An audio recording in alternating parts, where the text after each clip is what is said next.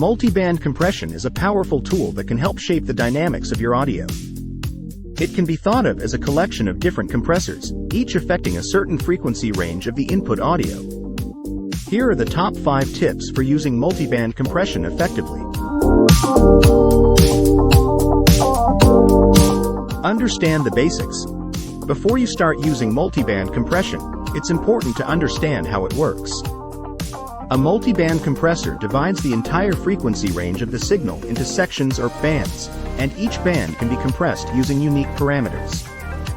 This allows for more detailed, tailored dynamic control than would be possible with a traditional compressor.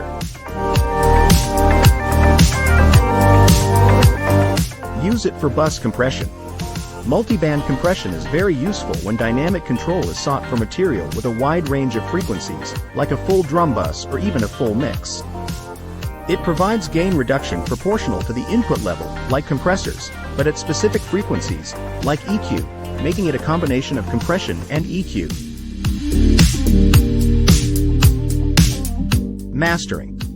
While regular compressors are often used in the mix stage for the characteristic color they might impart, multiband compressors are often used in the mastering stage.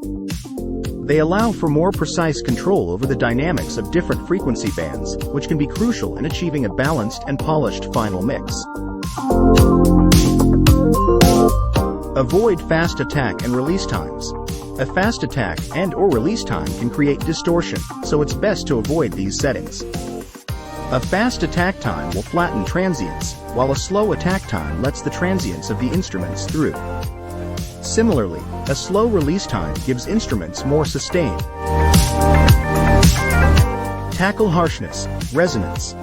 Multiband compression can be a great tool for dealing with harshness or resonance in a mix. By compressing only the problematic frequency bands, you can tame these issues without affecting the rest of the mix.